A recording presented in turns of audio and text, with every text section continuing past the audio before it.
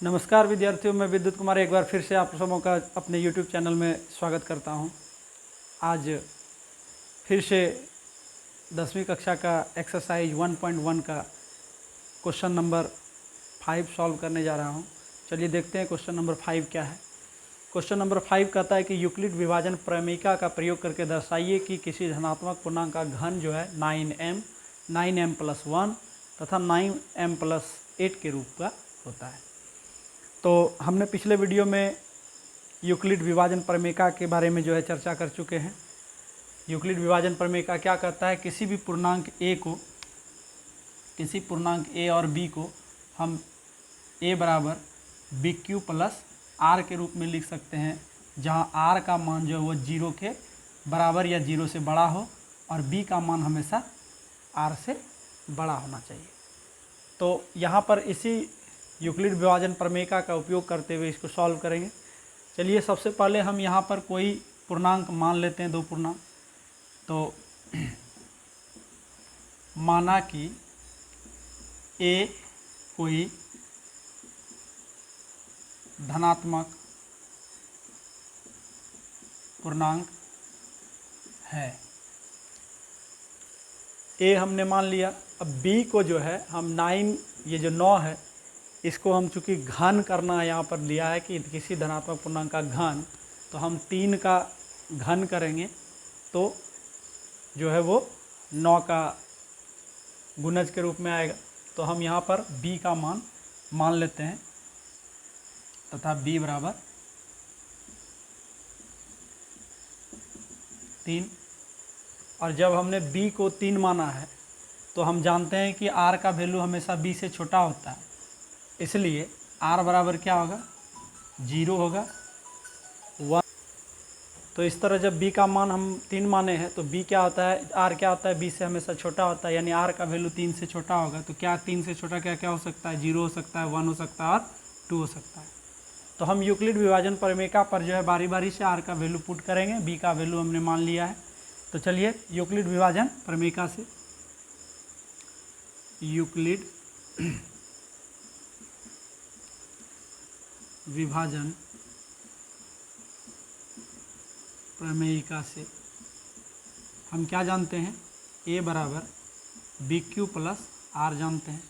अब हम जब R का वैल्यू 0 रखते हैं तो क्या हो जाएगा, a बराबर b का वैल्यू हम क्या रखेंगे, 3Q प्लस R का वैल्यू 0 रखेंगे। तो इस तरह आ जाएगा a बराबर 3Q। अब कहता है कि इसका घन जो है हमें लिखना होगा। तो घन करेंगे तो घन करने पर ये क्या हो जाएगा, AQ बराबर 3Q का भी Q, यानी ये दोनों का Q कर दिए। तो ये जो 3Q है इसको लिखेंगे AQ बराबर 3 का Q करते हैं तो यानी 3Q गुना 3Q गुना 3Q। तो इस तरह हो जाता है, 3 तिया 9 तिया 27 हो जाता है। और Q को करेंगे तो Q पर पावर Q आ जाएगा। तो इस तरह AQ बराबर क्या प्राप्त हुआ, AQ बराबर प्राप्त हुआ 27 Q का Q। अब देखिए इसको हम लिख सकते हैं 9 के गुणज के रूप में, चूँकि हमको 9m निकालना है तो इसलिए AQ को हम लिख सकते हैं 9 × 3Q, 9 तिया 27, ये लिख सकते हैं। और ये जो 3Q है इसको हम मान लेंगे क्या, AQ बराबर 9m। ये 3Q का वैल्यू क्या है, 3Q को हमने m माना, जहाँ m बराबर क्या है, 3Q का Q एक पूर्णांक है, ये भी क्या है, एक पूर्णांक है।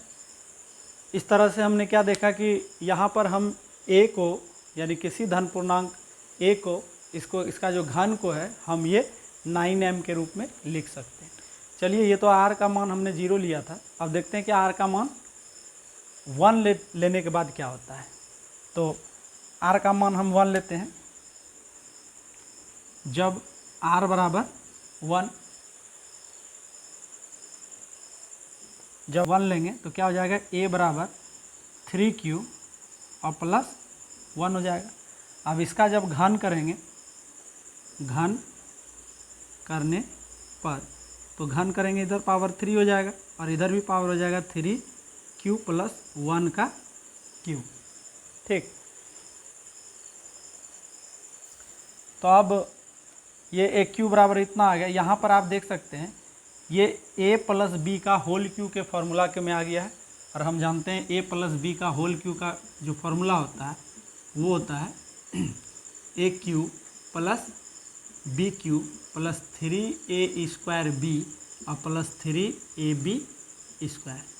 तो यहाँ पर हम इसी फार्मूले का उपयोग करेंगे। ये 3q प्लस 1 जो है a प्लस बी का होल क्यू के फॉर्म में है, तो इस तरह इसको लिखेंगे ए क्यू बराबर a के जगह पर यहाँ 3q है, तो ए क्यू के जगह क्या लिखेंगे 3q का क्यू, फिर क्या है प्लस बी क्यू के जगह यहाँ पर 1 है यानी 1 का cube, plus 3a² B, 3 into A के जगह क्या है 3q है तो 3q का स्क्वायर इंटू बी के जगह 1 है।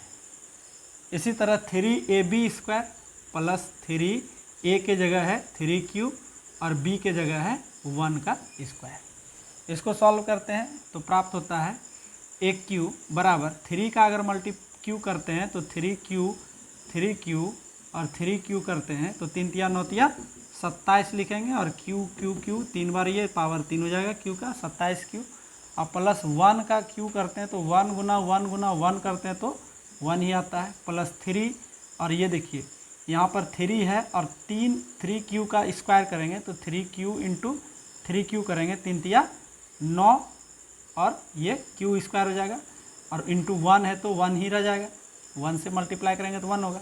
अब प्लस यहाँ करते हैं 3 तिया 9 और q और इंटू 1 का स्क्वायर करते हैं तो 1 इंटू 1 इक्वल टू 1 ही होता है। तो इस तरह से इसको हम लिखेंगे ए क्यू बराबर 27q का q प्लस 1 प्लस इसको गुना कर लेते हैं 9 तिया 27q का स्क्वायर, हाँ ये 9 तिया 27 से का 27 हो गया, और प्लस या 9 का 9q हो गया। अब देखिए इसको मानक रूप में लिख लेते हैं। मानक रूप में मतलब चर पद को जो है बढ़ते हुए या घटते हुए इसका पावर के रूप में लिखते हैं। तो ए क्यू सबसे बड़ा पावर लिखेंगे 27q का क्यू, उसके बाद पावर स्क्वायर वाला लिखेंगे 27q का स्क्वायर प्लस पावर यहाँ पर 1 है तो 9q और प्लस ये 1 एक्स्ट्रा बच जाता है। देखिए आप यहाँ देख सकते हैं कि यहाँ से यहाँ तक में 3 को हम जो है कॉमन ले सकते हैं।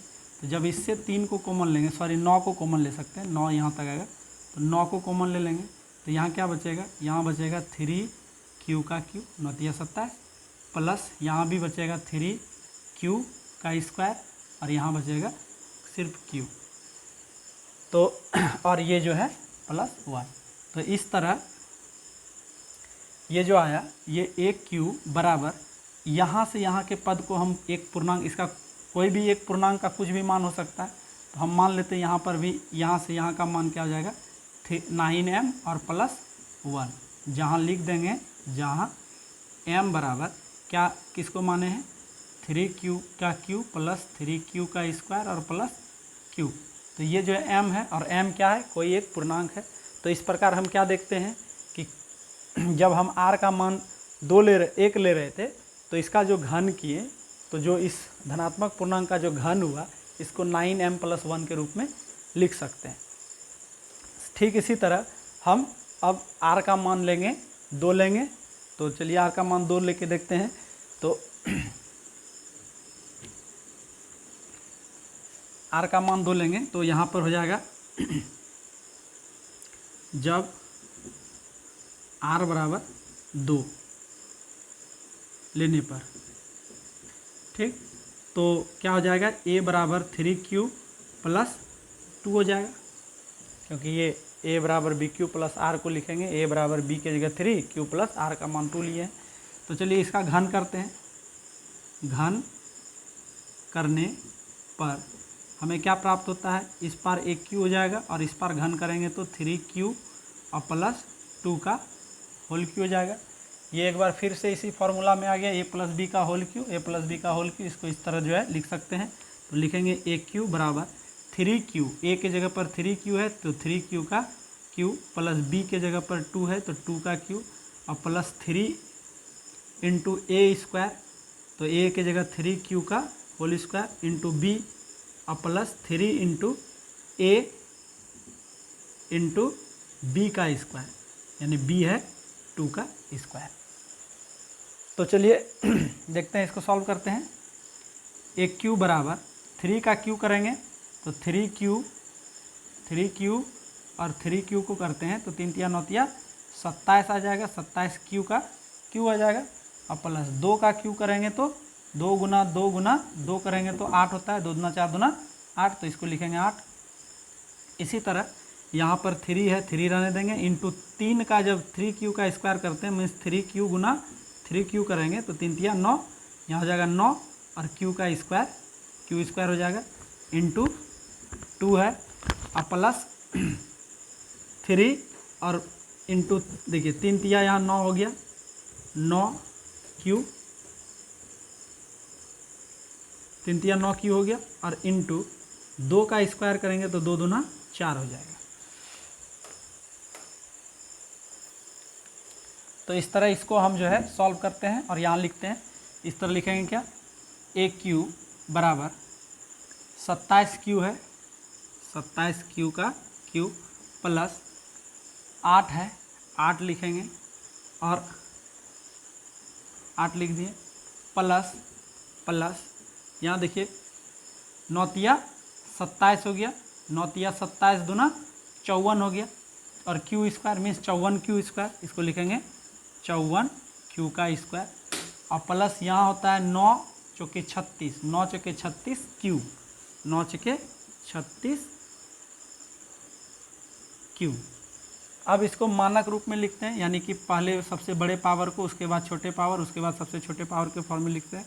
तो ये हो जाएगा एक क्यू बराबर 27 क्यू का क्यू, ये सबसे बड़ा पावर है, उसके बाद यहाँ है प्लस 54 क्यू का स्क्वायर और प्लस 36 क्यू और ये जो 8 है इसको अंत में यहाँ 8 लिखेंगे। तो इस तरह से एक क्यू बराबर यहाँ से यहाँ तक देखिए 9 कॉमन आता है, हम 9 को कॉमन ले लेते हैं तो 9, तो यहाँ बचेगा 9 × 27 क्यू प्लस यहाँ से 9 लेंगे तो 6 क्यू हो जाएगा, 9 × 54 क्यू स्क्वायर और प्लस 36 से 9 लेंगे तो 4 क्यू आ जाएगा और प्लस 8 ये जो है हमारा बच जाएगा प्लस 8। तो इस तरह यहाँ हम क्या देखते हैं कि ये जो है ये ब्रैकेट के अंदर जो है 3q प्लस 6q प्लस ये एक पूर्णांक है और इस पूर्णांक को हम फिर एक बार मान लेते हैं m, यानी यहाँ से यहाँ तक का वैल्यू जो है वो m है। तो इस तरह 9 और इसको m माने और प्लस 8, जहाँ क्या लिख सकते हैं, जहाँ m क्या है बराबर 3q का q प्लस 6q का स्क्वायर और प्लस 4q, ये हम m का मान लिए तथा m क्या है, तथा m कोई पूर्णांक है, m जो है कोई भी पूर्णांक हो सकता है। इस तरह जो है हम क्या देखते हैं कि हम कोई भी धनात्मक पूर्णांक a को हम उसका जो घन होगा उसको हम बारी बारी से 9m लिख सकते हैं, यानी a का जो घन होगा 9m लिख सकते हैं, फिर इसी का घन को हम 9m + 1 लिख सकते हैं और इसी का घन को हम लिख सकते हैं 9m + 8। तो इस तरह से कह सकते हैं कि कोई भी धनात्मक पूर्णांक a को हम जो है के घन को अतः यहाँ लिख सकते हैं, अतः किसी कोई धनात्मक पूर्णांक